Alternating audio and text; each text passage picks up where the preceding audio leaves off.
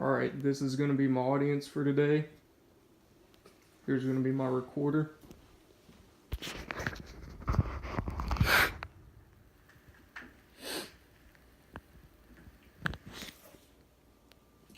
Good afternoon, audience. I would like to thank you for joining me in this presentation where it will leave you with a different perspective of animal buying. Before I begin, I would like to introduce myself, Jonathan Wood of Bluefield State College. Now, my topic today will be a persuasive speech with the title of Adopt, Don't Shop, the Truth About Adopting Animals. I encourage aspiring pet owners to adopt instead of buying because it costs less, there are many health benefits, and there is a wide variety of animals to choose from, and adopting means saving lives. Sharon McGuire with the Dog Breed Information Center states, if a breeder had a litter and could not sell the puppies, they would not keep having litter after litter. People are buying them, so breeders are breeding them.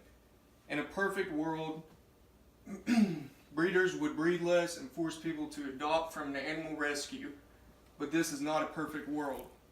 Power lies within each and every one of us.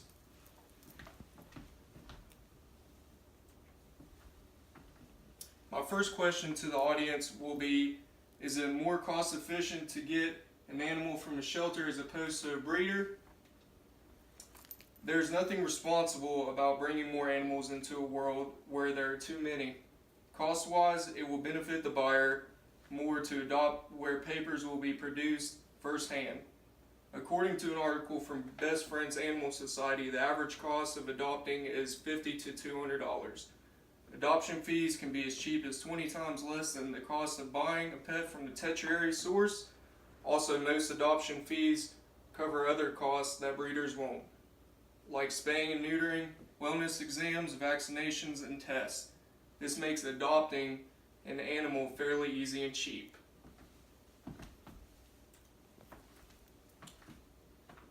Okay, what kind of health benefits come with adopting a pet?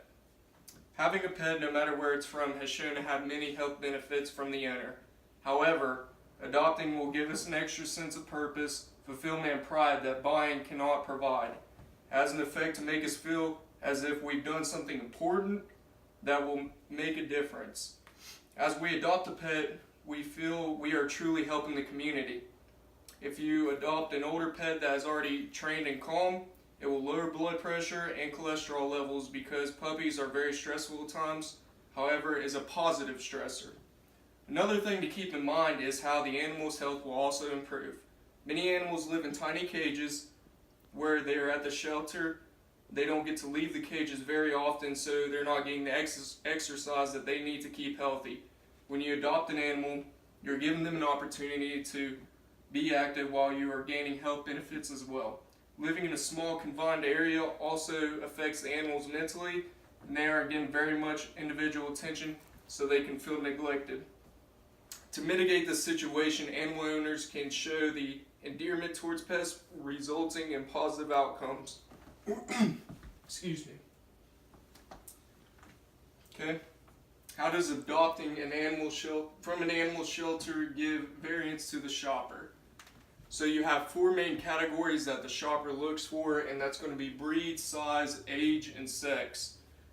There's no truth if I say people will always adopt. Some people will always buy from a specific breeder. But these four main topics are the absolute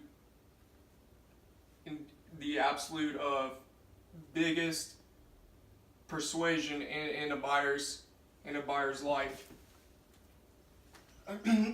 Alright, so this is an opposing view. There are pros and cons to this side as well, being breeders usually only breed purebred animals. They may or may not be housebroken. No spay and neuterings available at the site, and it might be just from a family or friend buyer. Okay. Alright, this process will show you how easy it is to adopt a pet. And so stage 1, you research the animal that best suits your needs or household. Stage 2, you find animal shelters in radius of willingness to travel. Stage 3, you contact an animal shelter. In stage 4, you schedule for a visit where walk-in and staff will help you in your efforts, even if it's not at that very site. Okay, so my credibility in my time in the United States Army, I've worked with the Army Medical Education Department of Defense and firsthand saw the impact of how the animal can change an individual's whole outlook on life. A testimony I found compelling was one by Wounded Veteran Foundation telling the story of Chris and his service dog Draco. He was an Iraq campaign veteran in Operation Iraqi Freedom. Chris received assistance through their service dog department. Very compelling story.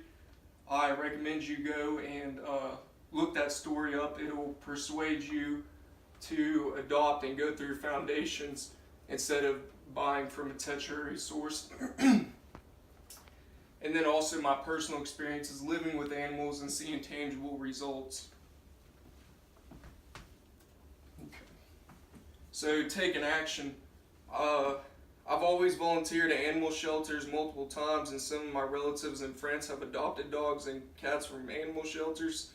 There's no more rewarding feeling than bringing back life into an animal's eyes. When I say adopting, you are saving lives. I'm not exaggerating. Most shelters euthanize, which means to put the animals to sleep that don't get adopted for a period of time because there's not enough room at the shelter.